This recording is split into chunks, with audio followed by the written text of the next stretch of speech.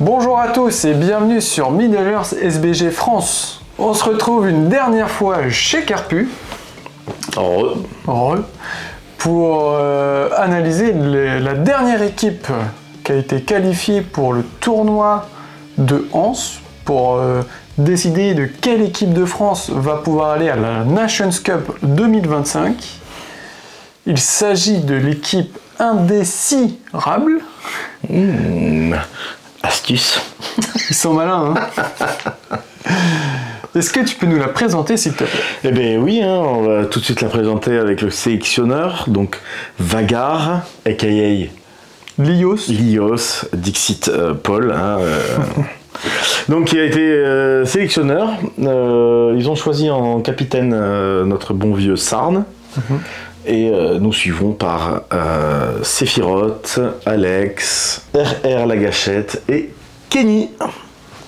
Une équipe menée du coup par un ancien, un vieux de la vieille, là, avec Sarn, qui est là depuis très bon temps. Hein. Et puis qui est un peu la spécialité de toutes les listes un peu bizarroïdes qui puissent sortir.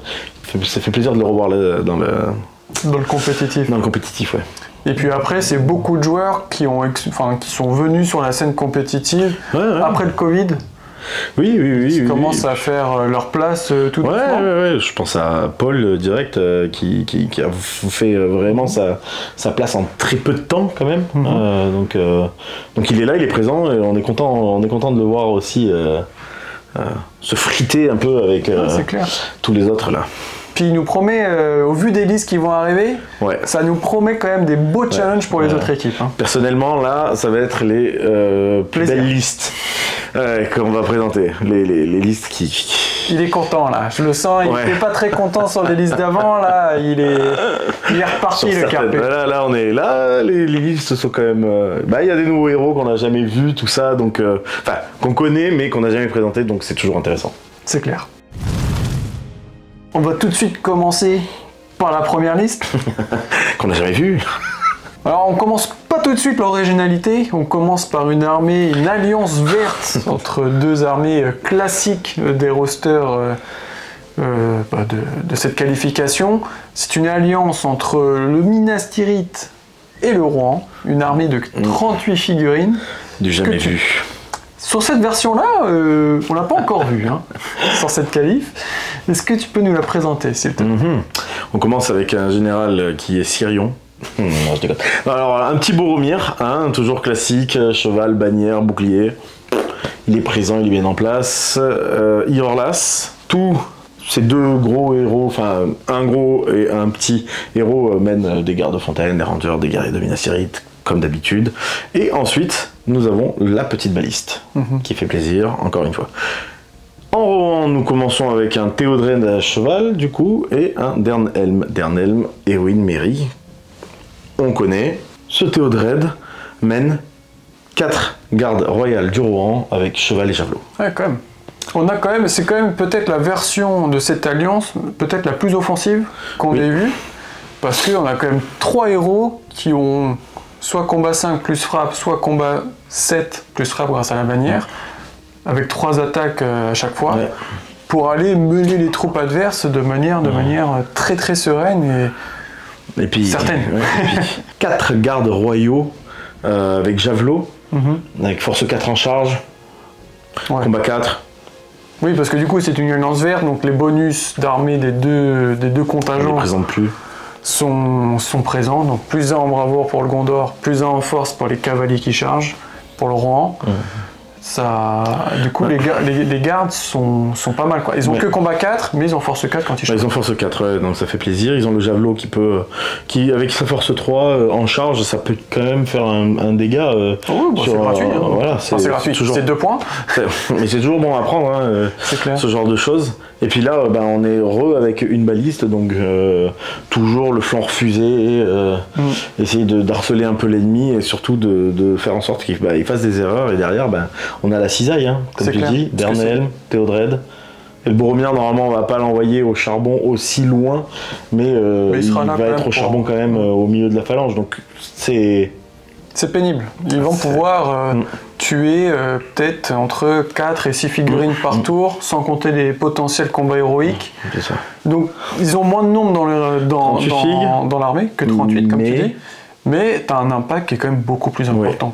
Parce que Gamelin remplacé par Dernhelm, c'est quand même plus fort Dernhelm. Oui. Le petit Elfhelm ou le petit Hama qu'on a pu voir, bah, si c'était Théodred à la place, c'est pas le même impact. Non, ça va envoyer du bois. Et puis le 38, finalement, ça va moins se sentir, puisqu'avec la baliste, ils vont pouvoir vraiment se planquer à un endroit, faire en sorte que le nombre ne joue pas vraiment. Et puis la baliste va commencer à écrémer un petit peu le surnombre pour que quand le corps à corps arrive, les 38, ils vont bien les sentir passer. Puis la phalange de Minas Tirith, comme d'habitude, c'est ultra solide, avec une défense 7, un combat 4 voire 5. Grâce à la bannière de Boromir, donc ils vont pouvoir même encaisser la charge, la phalange adverse. Donc, même s'ils sont que 38, ça peut quand même tenir dans le temps assez longtemps. Ouais, 3 héros tueurs, 4 petits cavaliers qui peuvent faire des blagues.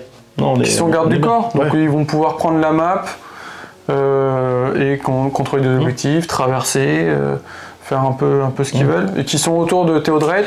Comme ça, si ça arrive sur un maelstrom, ils peuvent quand même bloquer d'une charge un peu bloquer Théodred et pour pas qu'il charge n'importe comment. Ouais. On vient du coup de terminer la première liste. On passe tout de suite dans la deuxième liste de cette équipe.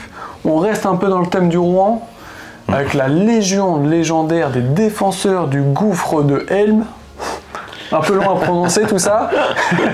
Une armée de 41 figurines. Est-ce que tu peux nous la présenter, s'il te plaît? Eh bien, tout à fait. Je m'y apprête. Donc, nous commençons avec le général Théoden, bien sûr. Obligatoire dans cette légion. Du coup, avec son petit bouclier qui vient. Il est suivi de son éternel capitaine Gamelin avec son porte-étendard. Et Aldir, armure, arc, mais qui est déjà de base dedans. Pourquoi ces 3 héros je présente en premier? Parce que en fait ils ont exactement les mêmes nombres de figurines dans les troupes. Donc c'est-à-dire 5 gardes royaux avec javelot, 4 elfes Galadrim avec arc et lance, et 3 guerriers du Rohan avec javelot, bouclier et hache. Nous continuons avec Legolas, Vertefeuille, tout seul, tout nu, il est beau, et le dernier, petite surprise, Aldor au lieu d'Alette. Donc une deuxième version de cette légion légendaire qu'on a déjà vue dans l'équipe de l'Ultimate Alliance, si je dis pas de bêtises. Donc là, on mise moins sur le nombre, parce qu'on n'est que 41, mais on mise fortement sur le tir, parce que là, on a quand même les 2 héros elfes dessus, plus Aldor. On va essayer de tirer un peu à longue distance le plus possible, quoi. Là, c'est très très défensif, parce que Aldir, alors pour rappeler Aldir ce que c'est, Aldir c'est un capitaine elfe, donc 2 attaques et combat 6 quand même, il apporte son combat 6, force 4, défense 6, mais il a son petit arc. Bon, un point de puissance en plus, mais voilà, c'était obvious. Il a son petit arc, et son petit arc c'est 2 tirs gratuits par tour. Donc ce qui est quand même pas mal, quoi. Oui. Quand il touche, parce que malheureusement, la malédiction d'Aldir, c'est qu'il touche pas souvent. J'avoue. Mais du coup, ça fait quand même 2 tirs en plus dans cette espèce d'amoncellement de tirs là qui est là. 2 tirs en plus d'un capitaine elfe, c'est quand même pas mal. C'est clair, parce que du coup, tu as toujours tes 3 points de puissance pour pouvoir booster un peu TG pour blesser, etc. Donc c'est plutôt cool, quoi. Ouais, donc franchement, une bonne liste de tirs, on va dire. Il y a quand même beaucoup de javelots aussi. Il y a beaucoup de javelots. Donc quand même beaucoup de tirs, parce que en plus des archers elfes qu'on a, donc on a quand même 12, plus Legolas et Aldir, on a quand même 17 tirs elfes, donc ce qui est quand même très très fort. Et en plus de ça, on a 24 javelots de la part des guerriers, des gardes, et le petit Aldor, avec son petit arc humain là, qui tire toujours en premier, qui est vraiment pas mal, quoi. Donc sur 41 figurines, en gros, on en a 39 qui peuvent tirer, quoi. C'est ça. Pratiquement. Donc avec tout ce que ça peut comporter, donc très défensive. Donc aussi attention à pas rester trop derrière pour laisser la map à l'adversaire. C'est toujours compliqué. Les armées de tir, on sait jamais trop quand est-ce qu'il faut s'arrêter de tirer, on est trop gourmand.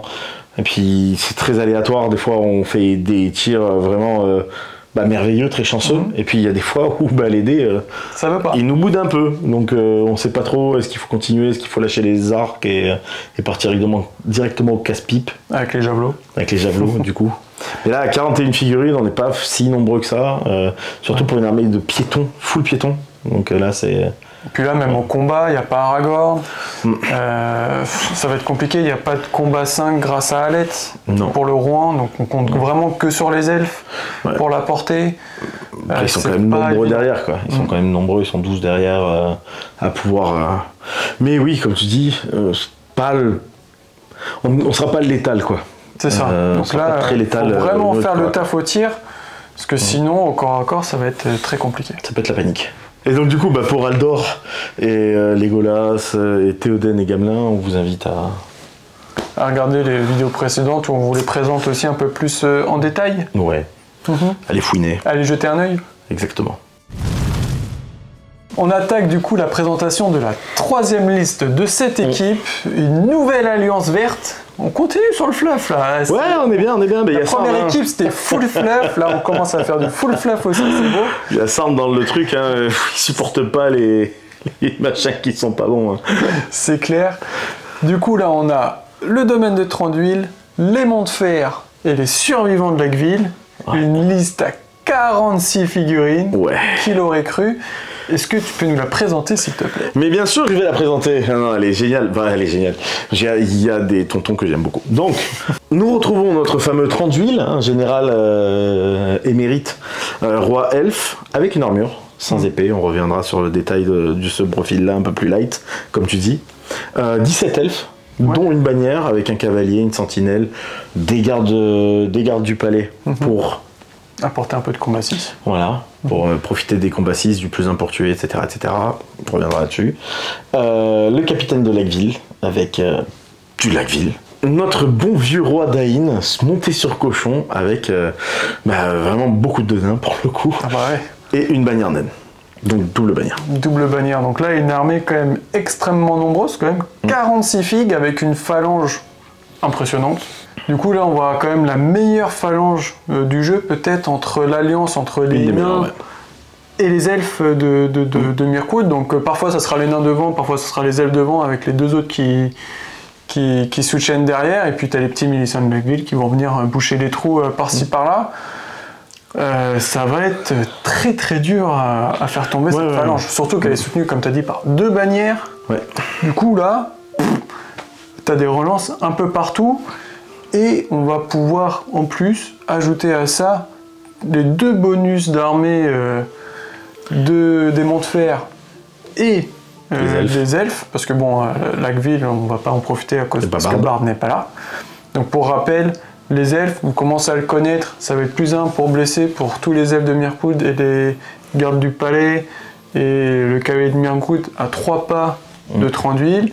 Et pour les nains, c'est un +1, -1 pour rentrer sur les scénarios à Maelstrom. Et maître de stratège à 4+ pour Dain. Donc là, Dain va devenir un gros cochon. On prend le cochon, on prend tout ce qui va avec. Est-ce que c'est lui qui est monté sur le cochon? Est-ce que c'est le cochon qui est monté sur lui? On sait pas trop. On sait pas, mais en tout cas, il est là. Il est présent. Du coup, là, l'armée, elle va pouvoir être très très sereine, rien qu'avec ses guerriers.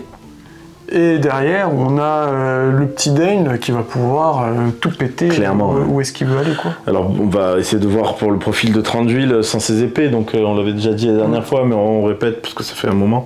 Combat 6, 2 attaques. Bon, la petite défense 6 du coup, puisqu'il a son armure. C'est ça. Mais du coup, il n'aura pas les doubles lames. Il sera moins bon, en tout cas, en corps à corps. Mais il coûte que 110 points. Et du coup, un héros de légende avec un profil quand même beaucoup plus que convenable, c'est quand même au-dessus de la moyenne, ça reste quand même tout à fait honorable, quoi.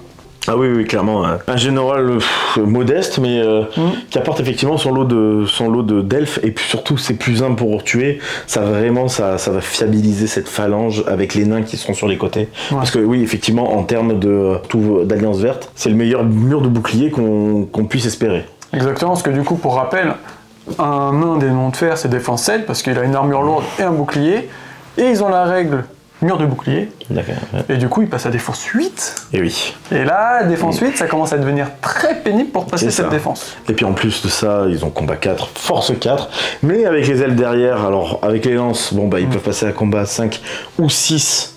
Parce que c'est des gardes du palais, mais les vouges, ça va les faire passer à combat 5 de base, mais si jamais il y a un combat 5 devant, bah la vouge, elle donne quand même son bonus de la Melfic, et ça, c'est pas mal.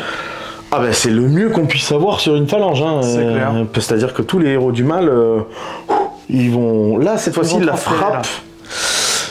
Il va falloir qu'elle passe peut-être si jamais il y a trop de nains et d'elfes autour. Puis même si on frappe avec son héros, s'il y a de la défense 8 en face, ça reste du 6 pour blesser, donc ça va être compliqué. C'est vraiment juste pour le sauver, hein, parce que si les elfes en bas derrière ont plus 1 pour tuer, les mecs devant ont force 4, généralement ça peut faire de la poussière, quoi. Ça peut imploser. On va peut-être finir par Dane, quand même, présenter ce beau cochon. Donc, je te laisse faire. Hein. Bah, merci. Tu l'aimes bien celui-là. Ouais, je trouve qu'il apporte énormément dans une armée de nains. Je trouve que c'est un des généraux nains qui apporte le plus, en tout cas. Ouais. Parce que il apporte son combat 6, sa force 5, 3 points de vie, 3 attaques, bravoure de 6. Et la bravoure, on s'en cogne un peu. 3 points de puissance, 3 points de volonté, 3 points de destin. Donc vraiment, déjà, pour le tomber, c'est compliqué. Il est monté sur un cochon qui a défense de 6, 2 points de vie. Donc, qui on tape? Est-ce qu'on tape celui qui a la défense 8 ou est-ce qu'on tape celui qui a la défense 6? C'est compliqué, hein. Effectivement, c'est assez compliqué. Bon, le cochon se déplace de 8, mais il se déplace. Oui, bah, c'est toujours plus rapide que 5 pouces. C'est ça. Et tu gagnes des bonus de cavalerie, donc tu prends. Hein. Exactement. Et puis, il n'arrive pas avec que ça, il a aussi des règles spéciales, et c'est ça qui fait plaisir. Donc, et des équipements pratiques. Exactement. Effectivement. Donc, il a son équipement pratique de son marteau, qui lui donne plus 1 pour tuer. Donc si ça suffisait pas, la force 5, il a quand même une arme à 2 mains, plus costaud, donc il tape un équivalent de force 7. Pas mal. Exactement, donc vraiment ça commence à être un nain assez... énervé. Ouais, assez énervé, assez burné. Et il a tapé Azog à 20 ans, donc à un moment... C'est vrai qu'il a tapé Azog à 20 ans, dans les livres. Dans le livre. Donc c'est normal qu'il soit énervé. Oui. Puis en plus, il est sans peur. Ni fearless. Bon, déjà... Voilà. Sacré personnage. C'est un sacré personnage. Donc, alors, il a une petite règle en plus qui est un peu feng shui là. Quand il est par terre, si jamais il n'arrive pas à tuer quelqu'un, il peut lui mettre un coup de boule sur du 5+. La personne d'infanterie de taille humaine tombe par terre. Donc, c'est toujours. C'est bonus. Voilà. En plus de ça, s'il charge, il est fier. Il inspire la terreur. Donc. Compliqué à contrecharger. C'est ça. Donc, en plus de tous ces petits détails, ces petites règles qui font de lui quand même un sacré bon tueur, il a une règle qui fait qu'il est vraiment hyper intéressant à ce moment-là. C'est qu'à 12 pas de lui, tous les Iron Hills sont fearless. Parce qu'il est seigneur des monts de fer, et du coup, tous ces petits nains à côté là, ils sont motivés pour se battre jusqu'au bout. Et donc, et là, il a sa plus-value comparé à Thorin, comparé à d'autres rois du Rhin, etc. Là, vraiment, il prend position. Oui, parce que du coup, il peut soutenir ses troupes. Il n'est pas que là à essayer de faire des morts au combat, quoi. Après, le truc avec lui, c'est que quand il tue quelqu'un, eh ben, il doit charger. Enfin, il a un instinct de meurtre et du coup, il faut qu'il tue le plus possible. Donc, à chaque fois qu'il y a une figurine qui est à portée, il doit la charger. Ouais. Et ça se déclenche que lorsqu'il a tué une figurine. Exact. Donc c'est un profil de tueur exceptionnel, hein, vraiment. Là pour le coup, on est sur le meilleur tueur du bien en tout cas. Ah bah ça c'est clair, parce que 3 attaques plus une en charge, force 5 plus 1 pour blesser, si tu doubles parce que tu l'as renversé, il n'y a pas grand chose qui résiste quand même. Non. Toutes les figurines auront peur, que ce soit des monstres, que ce soit des... Parce qu'il frappe très fort et puis il est très défensif. Enfin, il a tout. Plus ce 4+ de Master of Battle qui fiabilise quand même le fait qu'une chance sur 2 qui garde son point de puissance derrière. Bah, c'est clair parce que ça va permettre aux joueurs d'économiser des points de puissance, de copier des élans adverses, de copier des frappes. Parce que bon, généralement, les héros du mal qui vont avoir la frappe, ils vont avoir combat 4, combat 5.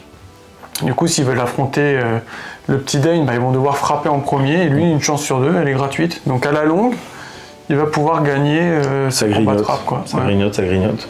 Mhm. Donc un très bon héros, tueur, meneur. Et puis c'est un héros légendaire. Ouais. Donc 18 bonhommes, il peut mener. Vraiment, il est très complet comme Ouais, personnage.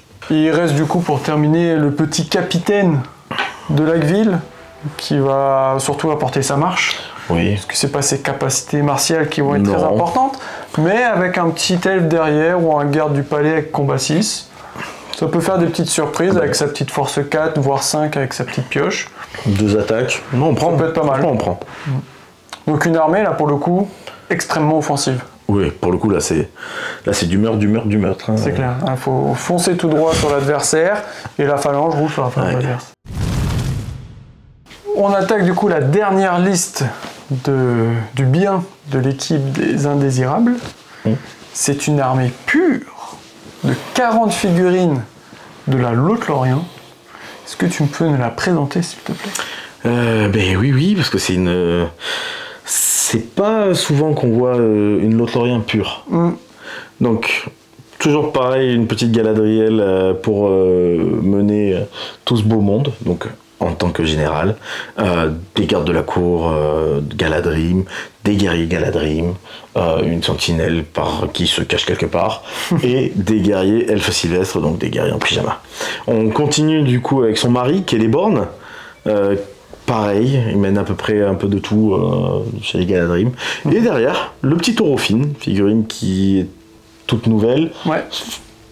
Pas, j'allais dire fils, non, c'est frère de Eldir. Ouais, et de Rumil. Donc, petit personnage qu'on va visiter un petit peu là. C'est clair. Donc une armée quand même très, très surprenante. Ouais. Pour rappeler le bonus d'armée de la Lothlórien, c'est toutes les figurines qui ont le mot-clé Lorien, je crois, ou Galadrim, tout le monde du coup. Lequel des deux, ont un petit dé gratos pour résister à un sort magique. Donc ce qui est quand même très pratique. C'est carrément un contre de toute la magie, quoi. C'est le pire que puisse avoir le mal. C'est-à-dire que la moindre contrainte, on sait qu'il y a un petit 6 qui peut sortir par n'importe quel elfe, quoi. Donc c'est un point de volonté perdu. Ça va jouer. Est-ce qu'on va mettre un petit dé supplémentaire sur le Nazgûl pour essayer d'assurer un bon jet? Donc c'est vraiment, vraiment pénible à affronter. Et quand on voit le nombre d'assauts sur la Lothlórien, de Mordor, d'Angmar ou de choses comme ça, on voit quand même qu'il y a pas mal de magie et que du coup ce bonus d'armée peut être très très intéressant pour apparier au début de la partie. Donc en plus c'est une armée on va dire en plus d'élite, parce que bon t'as quand même 40 figurines, ce qui est un nombre tout à fait correct pour des armées à 800 points, combat 5, bravoure 5, résistant à la magie, le combat 6 aussi qui va défense avec. 6, avec un peu de toucher de combat 6 par-ci par-là, ça commence à être une armée quand même très très pénible à affronter. Ouais. On va maintenant passer un peu à l'analyse des différents héros de cette liste. Donc on va passer très rapidement sur Galadriel parce qu'on l'a vu quasiment dans chaque roster. Très bon général, très bonne magicienne. Voilà, elle apporte pas mal de petites choses à la liste avec sa magie, etc. Très bon résumé. Vous pouvez regarder les vidéos d'avant. On va passer maintenant à Celeborn. C'est la première fois qu'on le voit depuis un bon moment. Parce que je parle même pas que de la calife là. C'est pas faux. C'est un héros boudé tout le temps parce qu'il n'a pas de cheval, il est quand même cher en points. C'est un sacré investissement. Il arrive désarmé. Donc il faut absolument les payer. 5 points de lame elfique, 5 points de bouclier. Donc ça commence à monter très vite. Puis l'armure c'est 10 points. Là par exemple, l'armure a été finalement virée. Exactement. C'est pas le général. Donc en fait on peut juste l'envoyer au combat comme ça. S'il y a vraiment un combat compliqué, on peut au moins se protéger derrière son bouclier pour doubler son nombre d'attaques. Ça suffit. Après, son profil est quand même, en termes de stats, est quand même très intéressant, parce que du coup, il a combat 6, force 4, bon ça c'est très classique, défense 5 du coup grâce à son bouclier, 3 attaques, mine de rien, au corps à corps, il a quand même du répondant, une bravoure de 7. Oui. Donc bon, quasiment sans peur. Voilà. 3 points de puissance, 3 points de volonté, 3 points de destin, c'est du classique, c'est du solide. Voilà. Il apporte son Woodland créature, Lord of the West, Lord of Lorien. Donc Lord of the West, c'est... relance d'un dé pour le duel et un dé pour blesser au combat. Lord of Lorien, seigneur de la Lorien, du coup, c'est un stand fast, un tenez bon à 12 pas. Au lieu de 6. Au lieu de 6, donc c'est plutôt bien. Même pour des elfes, on prend. Pour terminer ses règles spéciales, du coup, il a quand même la terreur en plus. Donc, c'est un lignée des premiers nés. Il est là depuis longtemps. Ouais. Il cause la terreur. Il fait peur le tonton. Après, en termes d'action héroïque, il en a 3. Donc, il a la frappe, la défense et la canalisation. Parce qu'on va voir que dans son profil, il a également des pouvoirs magiques. Donc, en plus de Galadriel, on a quand même un deuxième lanceur de sorts. Il a une paralysie, lame enchantée pour pouvoir relancer ses dés pour blesser, etc. On l'a déjà vu avec Glorfindel dans une précédente vidéo. C'est pratique. Et il a l'aura de vaillance pour faire que tout le monde n'a pas besoin de faire de tests de bravoure. Pas très... Enfin, c'est gadget, mais bon, ça fait toujours plaisir si besoin. Si on y affronte beaucoup de terreur. Par exemple, les neufs. Voilà, qui font des bonus, des malus à 1, -2, -3. Mais bon, bravoure, avec les neufs, généralement, on va avoir des sapwheels de partout, donc ça durera même pas un tour. Ouais, mais bon, si c'est bien placé, ça peut être utile. Il n'y a que 3 points de volonté, donc c'est vrai que ces sorts-là, il faut savoir quand les placer, etc. C'est pas évident, c'est pas comme une bouche de Sauron où il y en a 4. Ouais. Il y en a un de plus. Ouais, plus. Mais bon, c'est un gros frappeur, de toute manière, même si il est pas... Enfin, c'est un frappeur. Oui, dans une ligne, il est quand même assez embêtant. Ouais, très très bon. C'est un bon pilier. Il peut embêter quand même pas mal de héros. Pas mal de... Bah, la Pietà, il peut lui rouler dessus aussi également. Il lui manque juste un peu son cheval. Ouais. Mais bon, c'est comme ça. Voilà. Peut-être en V7. Je crois pas. Il nous reste du coup le 3e héros à présenter. Donc ils ont fait le choix de me prendre du coup le frère de Rumil et d'Aldir. Et de ne pas mettre un capitaine, donc ils font une croix sur la marche héroïque dans leur armée, mais il apporte également un bon punch dans la ligne, parce que ce profil-là des frères, c'est un bon combattant, donc il garde la ligne de stat d'un capitaine elfe nommé. 6-4, 6 en défense. Voilà. Sauf qu'il a une 3e attaque, donc ce qui le rend quand même assez intéressant pour aller gagner plus facilement ses combats et avoir plus de dés pour blesser. Et sa petite règle spéciale à lui, en plus de créatures des bois, c'est que s'il fait un 6 sur son jet de duel, une de ses attaques sera doublée. Donc s'il fait 2-6, il y aura 2 attaques doublées. S'il fait 3-6, il y aura 3 attaques doublées pour tenter de blesser la figurine adverse. Donc c'est quand même plutôt cool, quoi. Ouais, c'est assez intéressant. Le seul truc, c'est qu'il n'a pas la frappe. Ouais, il n'a que la force. Il n'a que la force, mais combat 6... Toujours embêtant d'avoir un combat 6 au milieu de la phalange avec 3 attaques surtout, plus peut-être 2 derrière avec des piquiers. Il peut faire mal le Gugu là. Hein. Il peut être pénible pour l'adversaire parce qu'il va devoir gérer du coup 2 combats 6 dans la héroïque et plus tous les combats 6 derrière avec les gardes qui sont présents. Donc par contre attention héros avec la frappe quoi. Ouais. Parce que un petit héros à combat 4-5, faire une frappe pour passer à combat 6 voire 7, c'est faisable quoi. Il y a une chance ça marche, pour le faire. Et puis la défense 6, un point de destin, 2 points de vie, il peut sauter très vite. Je pense à un Chagrat qui le fait tomber si jamais il fait une frappe. Pas évident. Donc après il y a 2 magiciens avec paralysie pour l'empêcher. Puis il est au milieu de la ligne, donc c'est vrai que normalement... Il ne peut pas se prendre des gâtes dans les dents sur le côté, résistance à la magie, donc on peut pas trop le compel. Enfin, on peut les tenter, hein, mais il y a toujours ce petit truc du déchanceux avec ses résistances à la magie. En plus de son petit point de volonté qu'il a de base, quoi. Ouais, donc effectivement, comme tu as dit, on peut regretter le capitaine, mais là j'ai l'impression qu'on est vraiment sur de la défensive et de l'attentiste. On reste sur nos positions, on n'est pas très nombreux au final, mais il y a quand même beaucoup d'elfes. Donc avant de venir nous chercher, il va falloir qu'il soit sûr de lui. Hein. On compte sur les tirarques d'elfes pour réduire un peu le nombre adverse, et après on essaie de jouer sur la qualité. Et de faire un peu des différences avec Celeborn et Orofin dans la ligne adverse. Quoi. Ouais. Petit malus, le cavalier de Galadrim n'a pas son arc. Bon. Après, il n'y a pas l'armure lourde sur Celeborn, c'est vrai qu'il est mieux hein, avec sa petite armure, mais c'est 10 points. C'est vrai que chez les elfes, on a tendance à vraiment grappiller les points là où on peut, et bon, alors du coup, l'arc à sauter, l'armure à sauter. Si on met toutes les options, ça descend vite en nombre, les elfes, quand même. Hein. Ouais, elle est quand même... elle est intéressante dans sa... Dans sa conception. Ouais, dans sa manière, ouais. On vient de finir la présentation des 4 armées du bien de l'armée des indésirables. On va maintenant passer aux listes du mal. On commence tout de suite par une grosse armée. Ça va être l'armée des brigands de Charcou. Ouais. Et une armée de 114 figurines. 114 figurines, mon cher PA, ça commence à faire. Hein. Ça commence à faire, puis je veux que tu les énumères toutes une par une. Oh là. On n'est pas rendu. Hein. Est-ce que tu peux nous la présenter, s'il te plaît? Eh ben oui, bah du coup, le général, c'est Charcou. C'est Saruman qui a perdu tous ses pouvoirs depuis Hortank. Serpent, qui est autre que Grima. Exactement. Faut lire les livres pour savoir tout ça, tout ce que c'est. C'est tout à la fin. Ah, exactement. Donc nous continuons avec l'automne saké, Ted Rouquin, Harry Chèvrefeuille. Et dans ce petit monde, que ça soit Charcou, que ça soit Ted, tout ça, ça mène des brigands. Brigands, pas photo. Hein.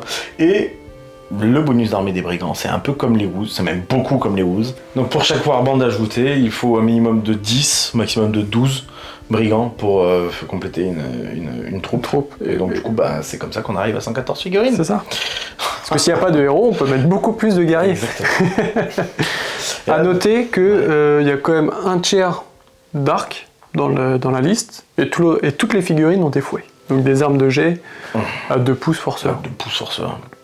C'est gadget, mais... Ça peut être utile. Ça peut être utile sur 114 figurines. Parce qu'il n'y a pas de lance. Non. Du coup, en fait, les fouets, ça équivaut à une deuxième attaque. Au cas où, ça peut passer. On peut tirer dans le corps à corps, donc... c'est gratos. C'est vraiment des ruffians, quoi, 114 ruffians. C'est plus joli que des gobelins, mais c'est toute une aussi importante saloperie. C'est clair. Puis bon, alors, la chance qu'on a, c'est que ils tirent qu'à 5+. Oui. Parce que bon, en termes d'armée, il y a quand même 37 archers, si je dis pas de bêtises, donc quasiment une armée complète, normale. Ouais, mais ça tire qu'à 5+, à force 2. C'est des bandits. Donc, voilà. Du coup, il y a quand même une grosse force de frappe de tir, mais de mauvaise qualité. Les bandits, c'est un profil assez médiocre d'humain, du coup. Très médiocre, même. On est plus dans du gobelin un peu dégueu que dans de l'humain. Donc, combat 2, force 3, défense 3, une attaque, une point de vie, et la fameuse bravoure 2. 2. Classique. Exactement. Ah, c'est les brigands, c'est pas des soldats, quoi. Voilà. Donc on est sur de la pléthore de bandits ridicules en combat. Mais si jamais le dé n'est pas avec vous, bah, 1 sur 1, c'est vite rentrer dans une armure, quoi. Ouais, c'est clair.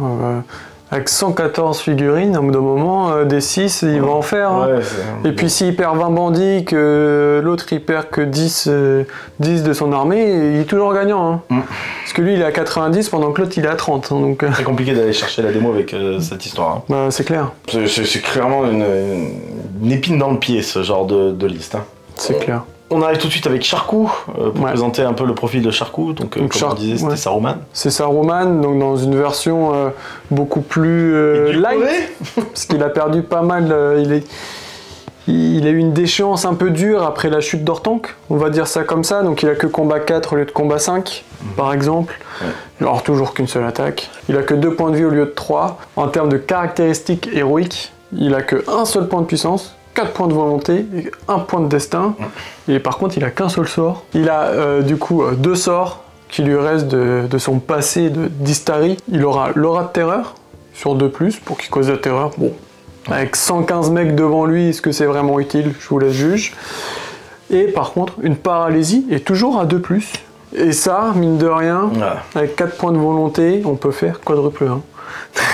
Ce qui arrive. Les 1 arrivent très souvent sur ce sort. Pour l'avoir joué 1 ou 2 fois, ça arrive régulièrement. Donc là, c'est le Saruman qui est pas du tout Saruman, donc il peut pas relancer ses jets. Il a un bâton, mais c'est pas le bâton de pouvoir, donc il n'y a pas de... Il n'a pas de point de volonté gratos. Voilà. Deux dernières petites choses sur Sharkey, du coup, grâce au bonus d'armée des bandits, son tenez bon avec toute la table. Ça, c'est quand même super pratique en fin de partie. Si un jour les bandits sont démoralisés. On a quand même 114 bonhommes qui vont rester sur la table. Exactement. Donc là, 60. Ouais, c'est compliqué. Dans un monde, ça peut arriver. Et dernière règle spéciale de Sharkey, à chaque fois qu'il reçoit un coup de la part d'une figurine, et qu'il n'est pas mort, forcément, la figurine qu'il a tapée doit faire un test de bravoure, et s'il est raté, elle se prend une touche de force 4. C'est gadget, mais c'est quand même assez sympa de pouvoir tuer des figurines un peu comme ça. Effectivement. Je te laisse présenter un peu Grima. Comme un bandit, hein. Combat 2, force 3, défense 3, une attaque, une point de vie, 2 en bravoure. Waouh! On est sur du lourd, pas de points de puissance, ni point de volonté, tout ça on oublie. Direct on passe aux choses un peu plus sérieuses avec lui, quoi. C'est-à-dire que si jamais Saruman, enfin le Sharkey, tombe à 1 point de vie, et 0 point de destin. Et 0 point de destin, lui, là, le petit worm, devient une figurine ennemie. C'est ça. Et elle doit tout faire pour aller charger... Elle doit tout faire pour venir le tuer, Sharkey. Exactement. Donc ça, c'est plutôt rigolo. C'est gadget, c'est dans le livre, se prend un coup de couteau dans le dos de la part de son petit ami, là. Exactement. Et il a une petite règle spéciale assez rigolote. Si jamais il est en combat avec un ennemi, et que seul cet ennemi le voit, il gagnera 2 attaques, donc il passera attaque 3 et 4 en combat. C'est quand même pas mal, ça. C'est intéressant, mais bon, après, faut avoir un Grima tout seul sur quelqu'un sans que personne ne voit, faut y aller, quoi. Ouais, pour aller gratter un petit objectif au fond d'une table ou de choses comme ça. Protéger son propre objectif. Ouais. En gros, on est plus sur des... J'ai l'impression qu'on est quand même sur des héros un peu rigolos, quoi, plus que des vrais profils... vraiment énervés. Voilà. Clair. Ils peuvent vite sauter, les deux, là. Il nous reste 3 héros à voir dans cette légion, dans cette armée, plutôt, de bandits. Il nous reste, du coup, le petit Loton Saké Besace. De Besace, ouais, je crois bien. Hein. Le petit cousin qui est jamais content près de Bilbon et de Frodon, là, qu'on voit dans les films un petit traître, peu. Hein. Donc il profite un peu... alors il peut pas recruter... il est recruté tout seul dans cette armée-là, mais il est surtout là pour un peu soit booster les petits bandits autour de lui, soit empêcher quelqu'un de se charger. Donc pour un héros à protéger dans certains scénarios, c'est quand même plutôt pratique. Alors comment ça fonctionne ça? Il a 4 points de volonté dans son profil et il peut dépenser 1 point de volonté pour en fait payer soit un adversaire, soit une figurine alliée. Donc comme je vous l'ai dit, il peut payer une figurine qui tente de le charger. Vous jetez un dé et sur un 3+, la figurine ne peut pas charger Loton. Elle avance jusqu'à lui et s'arrête à 1 pouce de lui. Donc elle peut même pas faire autre chose en plus. Elle ne peut pas recharger notre figurine. Autre chose comme ça, visiblement. Ouais. Il peut également payer des bandits autour de lui et du coup de pouvoir faire en sorte que tous les bandits à 3 pouces de lui réussissent tous leurs tests de bravoure. Donc avec leur bravoure de 2, là, ça peut être quand même super pratique pour charger des figurines terrifiantes, etc. Et la dernière chose, c'est qu'il peut payer des hobbits alliés pour leur faire passer, en fait, pour leur donner +1 au combat. Bon, passer un milicien hobbit de combat 1 à combat 2. Peut-être qu'on du bien. Face à du bien, c'est quand même pas très utile. Non. Après, hormis ça, c'est un profil de hobbit assez classique. Mouvement de 4, résistance à la magie et un petit jet de cailloux à 8 pouces. 1 point de vie, une attaque. C'est ça, voilà. 3 défenses. C'est pas terrible. Shooter, quoi. Heureusement qu'il peut payer les gens pour pas se faire charger. Mais bon, il peut pas payer les flèches pour pas se faire planter, quoi. Bon, après il est tellement petit qu'il peut peut-être se cacher facilement. C'est ça, il peut quand même se cacher très facilement. Ensuite, il nous reste le petit Ted. Ted qui a aussi un profil complètement inutile. Très faible. Qui apporte même pas une règle spéciale particulière. La seule qu'il apporte, c'est les hobbits qu'il peut mener chez les Ruffians. Exactement. Donc là, c'est ce qu'il fait. En fait, c'est pas que du bandit. Il y a une troupe de 12 miliciens hobbits pour apporter un peu de résistance à magie à l'armée. Pour, je sais pas, une colère de la nature, là, on a un petit hobbit qui peut y résister. Toujours pratique. Et puis ouais, bah après ça apporte surtout des jets de cailloux, quoi. Parce que bon, les guerriers hobbits, c'est pas leur capacité martiale. Un en combat, 2 en Voilà. force, 3 en défense. Mais bon, ils ont des haches. Ils ont des haches, donc ils peuvent passer à 3 en force. Waouh! Et passer à combat 2. Oh là. Waouh! T'as de suite, je me liquifie là, tu vois. Exactement, hein, je le savais. Il nous reste à présenter du coup Harry Chèvrefeuille. Ouais. Ou Millefeuille quand il se fait écraser par, par les Nazgûl. Qu'est-ce qu'on peut dire sur ce profil? Est-ce que tu peux nous le présenter? Ah oui, c'est un profil assez pénible au final, pas sur ses caractéristiques de combat ou etc. On a bien noté que dans cette armée-là, les capacités martiales, c'était pas ce qu'il y a de plus important. C'est ça, donc 3 en combat, 3 en force, 3 en défense. Il a quand même 2 points de vie. C'est dommage qu'il ait pas 3 attaques. Un meuleur, impossible. Alors, heureusement, il a quand même ses 2 points de vie. Il arrive avec 1 point de puissance, 3 points de volonté, 1 point de destin. Ces 3 points de volonté sont importants, on verra par la suite pourquoi. Première règle spéciale, c'est sa petite lampe en fait. Tous les trucs Clash of by Moonlight ou les AOL, tous ceux qui sont à 12 de lui, on les voit comme un plein jour aussi. Donc. Mais il a une deuxième petite règle spéciale assez sympa. Et alors la deuxième petite règle spéciale, il faut utiliser ses points de volonté à ce moment-là. Et après la phase d'initiative, quand on a roulé les dés de la phase d'initiative, il peut choisir à 6 pas de lui un héros adverse et sur 3+, l'empêcher de faire quoi que ce soit pendant ce tour. C'est quand même énorme. C'est énorme parce que le héros ne peut même pas résister. C'est-à-dire qu'il fait juste halt et le héros il se dit ok, je m'arrête. C'est quoi ce truc? Encore un... C'est abusé. C'est abusé, mais c'est dans le thème des bandits, un peu loufoque, quoi, un peu clown. Après, c'est 3 fois dans la partie, donc on va pas non plus pouvoir bloquer un Sauron toute une partie, quoi. Non, mais quand même, on va pouvoir le bloquer une fois, le temps de faire son petit truc, le temps de bouger comme on veut, pour pas qu'il puisse faire un élan héroïque, par exemple, ou quelque chose comme ça. Donc vraiment, c'est assez c'est assez pénible d'avoir ce genre de profil. Exactement. Et de règles spéciales. Et du coup, on a quand même ce gars-là qui peut bloquer un mouvement complet. Bah ouais. On a quand même l'Othon qui bloque une charge. Donc c'est comme les héros, ils vont pas pouvoir faire non plus ce qu'ils veulent, quoi. C'est ça. Ils vont pas pouvoir aller. Bah, c'est en fait. Plus la paralysie de Sharkey. Ouais. Ça a bloqué tous ceux qui vont vouloir venir sur Sharkey. Ça a bloqué sur ceux qui veulent aider un de leurs flancs parce que les bandits ils les ont vraiment cramés à ce moment-là. Ça peut bloquer quand même pas mal de choses. C'est clair. Mais c'est pratique, tu vois, du coup. En somme, c'est une armée assez bloquante. Pénible, bloquante. Bloquante sur toute la ligne. 114 figurines, je sais pas si vous vous rendez compte, 114 figurines, mais c'est juste un enfer. Ouais, parce que même Goblinville, on envoyait des listes à 100 figurines. Mais là, on n'arrivait pas à monter jusqu'à 120 non plus. Hein. Et puis Goblinville, tout le monde peut faire lance. Alors que là, il n'y en a pas. Donc en fait, c'est vraiment un combat par un combat, de grappiller ligne par ligne. On a l'impression que c'est une nuée quoi, qui arrive d'humain là. C'est clair. Il va pouvoir noyer la table de figurines. Bah ouais, c'est ça, noyer la table de toutes les figurines. On va maintenant passer à la deuxième liste du mal de cette équipe. Une armée pure du Mordor, qu'on n'a pas encore vue. Très atypique hein, cette fois-ci. Une armée de 50 figurines. Ouais. Est-ce que tu peux nous la présenter, s'il te plaît? Ouais, donc vraiment atypique parce que le général, on commence très fort avec Guritz.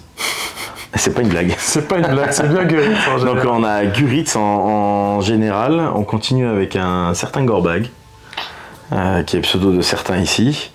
Nous avons aussi Cardouche, le pyromancien, un Nazgûl, 2-8-1 et une catapulte. Une catapulte.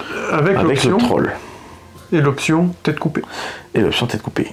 Qui est très importante. Très très fort. Donc tout ça, tout ce beau monde a des Numénoriens, des guerriers du Moranon, des guerriers orques, des pisteurs et des chevaucheurs d'orques. Enfin, Worg plutôt. Chevaucheurs orques sur Worg. Beaucoup de choses dans cette armée-là. Ouais, beaucoup de choses. On a toujours la phalange très solide du Mordor, composée de Numénoriens noirs et de Moranon, soutenue par l'émissaire du mal du petit Nazgûl, qui sera pas forcément là pour faire beaucoup de magie, puisqu'il va être surtout là pour apporter un -1 en bravoure sur les armées adverses. pour aider la terreur, mais surtout pour aider la catapulte, qu'on va voir un peu après. Donc on a toujours cette phalange très défensive, mais qui sait quand même taper. 50 figurines, on va pouvoir profiter du bonus d'armée à fond. Clairement. Le plus 1 en bravoure et la relance des 1 pour blesser au combat. Donc là, clairement, on va pouvoir faire le taf là-dessus. Et tout ça est soutenu par des petits héros qu'on a déjà vus. Donc on a Guritz pour apporter la marche et les bonus sur le Maelstrom, qui est très important, parce qu'on a quand même la catapulte à protéger. Gorbag pour taper un peu de manière un peu plus sereine les troupes adverses. Bon, il peut monter jusqu'à combat 5, mais bon, il aura quand même sa frappe pour passer combat 6 ou plus. Pour expliquer un peu plus en détail, quand il est en sous-nombre dans un combat, en fait il passe à combat 5 et 3 attaques. Exactement. Au lieu de 2 et 4 en combat. Exactement, du coup il devient un combattant très intéressant pour un coup très très modique. Alors ça force à prendre des risques, mais ça peut payer, c'est toujours intéressant à avoir.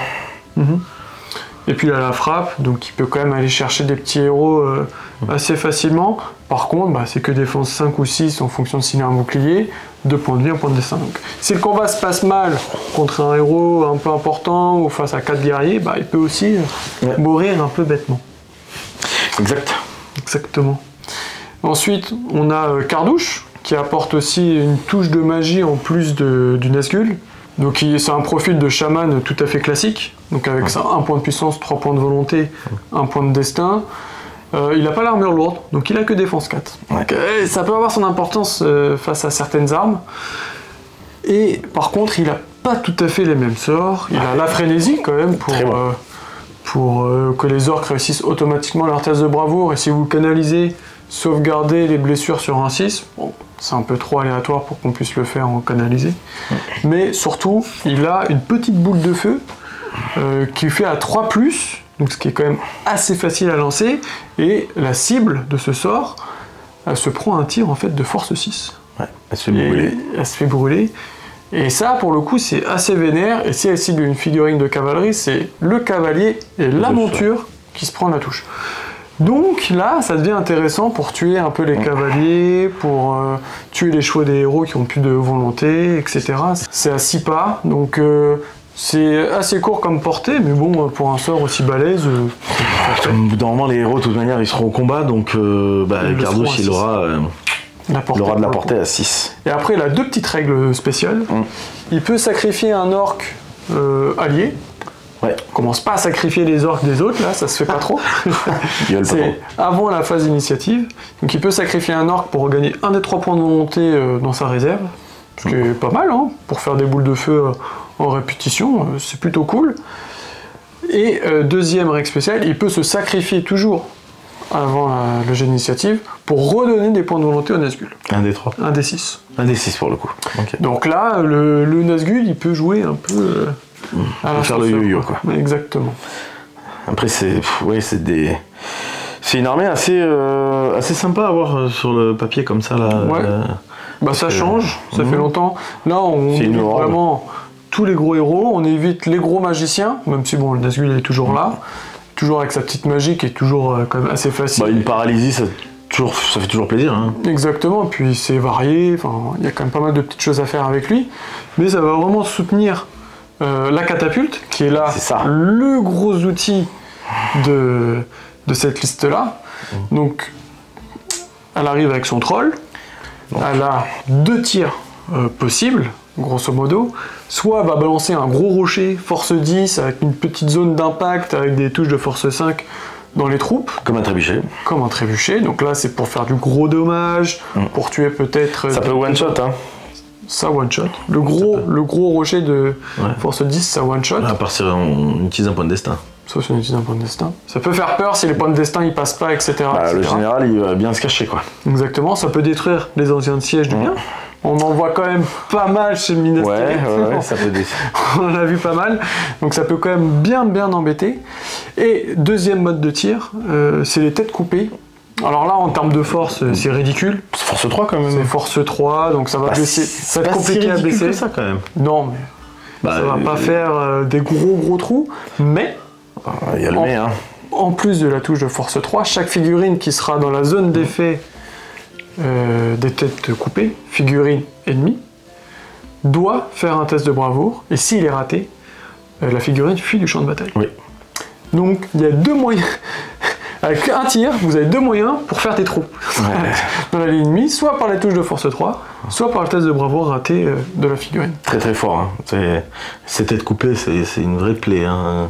Exactement. Et puis du coup, comme tu disais, le combo avec le Nazgûl, c'est -1 en bravoure du coup pour tout le monde, à 12 de lui. Donc en fait, ça fiabilise ces têtes coupées. Exactement. Tellement bien que les joueurs du bien seront vraiment peinés d'avoir ce genre de situation. Parce qu'en plus, Parce que des elfes, ça peut vite partir. Puisqu'on a vu en plus dans les armées du bien, il n'y a pas tant d'outils que ça pour résister au test de bravoure. On a vu un Círdan, on a vu un Dane pour juste les nains. Mais mis à part ça, il n'y a pas beaucoup d'aura de vaillance. Il y a Celeborn, mais qui est dans la même liste d'armées. Bon, après, il y a quand même tout ce qui est garde du corps qui pourrait y résister, mais bon, c'est pas non plus toutes les armées qui sont composées uniquement de garde du corps. Donc c'est quelque chose à garder en tête avant de faire les appariements, parce que très vite on peut ne plus avoir d'armée dans le 3e tour. C'est clair. Même si le bien a généralement une bonne valeur de bravoure, des tests ça rate, et puis au fur et à mesure, ça grignote quoi. C'est pour ça que c'est là où la bravoure du Gondor commence à arriver en jeu, c'est-à-dire le +1 en bravoure peut faire plaisir à ce moment-là. Ça contrebalance en fait le mal du Nazgûl. Du coup, ça va être une armée aussi très défensive du coup. Je pense clairement, qu'il n'y a pas beaucoup non plus de gros héros avec du punch, même si la phalange reste assez costaude. Mais là, on va essayer de jouer un peu fond de table, profiter de la catapulte au maximum. On n'a pas dit que, grâce au troll, elle va pouvoir relancer ses jets de déviation. C'est plus un 2e tir, c'est une relance de déviation. Donc pour le rocher, ça peut fiabiliser, parce qu'on a une 2e chance de faire 6 et toucher sa cible. Donc c'est plutôt pas mal. Ouais. Et c'est un bon défenseur de catapulte. Puis il faudra faire attention aussi quand même, Gurrit, parce qu'il a qu'une défense de 6, qu'un point de destin, 2 points de vie. C'est le général. Normalement, on va pas l'envoyer au combat. Non. À part si on est sûr à 100% qu'il va cramer pas mal de figurines devant, mais comme on a beaucoup d'elfes, de nains et de guerriers du Gondor à combat 5 ou 4. Je pense que lui, on va pas trop le voir au combat. Voilà, c'est-à-dire il va se cacher, il est là pour son maelstrom, il est bien, il est beau, il va rester un peu derrière pour utiliser points de puissance, puis d'un coup, disparition de l'orque totale. Non, on va plus se mettre sur le pyromancien, sur les têtes coupées, le Nazgûl. Il y a des petites choses à faire. Il y a des petites choses à faire, franchement, c'est une horde qui est quand même assez sympathique. Hein. Ouais, c'est clair. Et pour terminer ces analyses de liste, les 2 habituels, donc on commence tout de suite par l'assaut sur la Lothlórien avec 60 figurines dans une version un peu modifiée. Est-ce que tu peux nous les raconter, s'il te plaît ? Donc grosse modification sur ces 60 figurines. On commence avec le général, toujours pareil, Musgur, qui mène de la troupe. Je reviendrai sur les troupes. On a Druzag, un capitaine sur Warg et 2 chamans gobelins. C'est ça. À la place du capitaine, enfin du chef de Muttwarg. Donc au niveau des troupes, c'est un peu cosmopolite avec des orques, des gobelins, des trackers, des machins comme ça. On retrouve quand même 6 chevaucheurs de Warg, 3 araignées géantes et 3 nuées de chauves-souris. Donc là, on va dire que c'est une AOL qui sera un peu plus défensive parce que beaucoup plus de magie, mais qui a quand même pas mal de petites bêtes pour être enragées, pour embêter les héros adverses. 6 plus les wargs, si jamais quand ils démontent, ils restent sur la table. C'est ça. Et dernière armée, la Légion de l'Empereur. Et c'est une armée du coup de 48 figurines. Est-ce que tu peux nous la présenter rapidement ? Alors très rapide, nous retrouvons notre cher et majestueux empereur dragon, qui va mener les dragons noirs. Ça y est, je l'ai. Après 5 vidéos, t'as réussi à le dire. Je me saoule tellement. Alors 18 dragons noirs avec un tambour là-dedans avec le catrafractaire, ça sera le seul d'ailleurs catrafractaire. Nous avons Borgir et Rutabi, c'est pour ça qu'on monte à 48 figurines. Et là-dedans, que des guerriers du oriental, dont 3 avec arc. Très très important les 3 avec arc, parce qu'ils sont... Ça fait toujours plaisir les arcs. Ouais, à 5+, quand ça bouge, non. Pour menacer un peu les chevaux, c'est toujours utile. C'est pas des pisteurs. C'est notre façon de voir l'armée, 48 figurines, donc c'est quand même beaucoup de troupes, on mise sur le nombre. la mobilité du tambour. Voilà. Voilà, c'est tout. On vient de terminer du coup la présentation des 8 listes des indésirables. Indésirables. Pas facile à dire, on va dire indésirables, c'est plus simple. Si vous avez des avis à donner sur ces 8 listes, si vous avez des idées un peu de fake list qu'ils pourraient utiliser, n'hésitez pas à le mettre en commentaire, c'est toujours sympa de pouvoir échanger avec vous. C'est 8 listes assez surprenantes quand même sur la plupart d'entre elles. Bon, à part les 2 dernières là. À part les 2 dernières, parce que les autres c'est quand même des versions un peu uniques de ce qu'on a pu. Ouais, on les a pas vus. Clairement, Bandit on les a jamais vus. C'est ça. Catapultor on l'a jamais vu. La catapulte, voilà. Dans le bien, Lorien, on voit de la Lothlorien, on voit Dane, qu'on n'a pas vu sur les autres rosters. Les défenseurs du gouffre, on le voit, c'est une autre version qui a été sortie avant, un peu moins nombreuse, mais avec un peu plus de héros. Plus dark. Plus dark. Et après, la Minastérite, c'est une autre version de ce qu'on a vu d'habitude. Donc, des choix d'armée assez surprenants qui peut foutre un peu...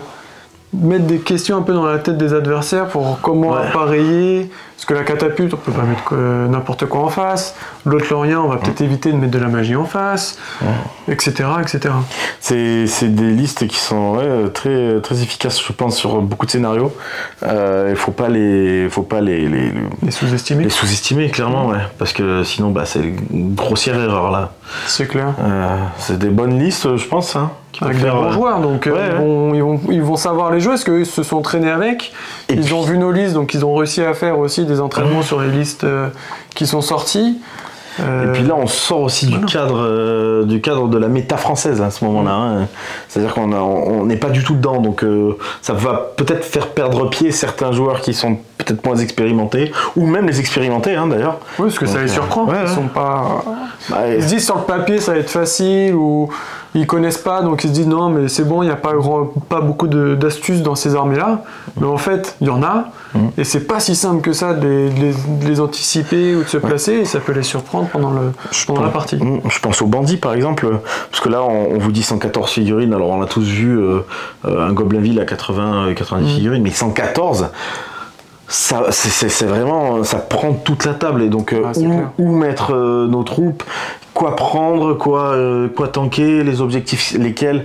En 2h45 lui il peut revenir très rapidement, alors que nous à part perdre des troupes et serrer les fesses c'est compliqué. On va pas faire grand chose, donc faut vraiment savoir exactement où on va, si on veut pas s'enliser en fait dans une espèce de marée de bandits figurines, pendant qu'il y en a une dizaine qui sont en train de prendre des objectifs bien au chaud. Vraiment l'enfer. C'est clair. L'enfer. Ce qu'on peut se dire avec les bandits, c'est simple, ça va voler super vite. Mais bon, faut quand même gagner des combats, faut quand même avancer, et puis faut en tuer 57 quoi, enfin 58.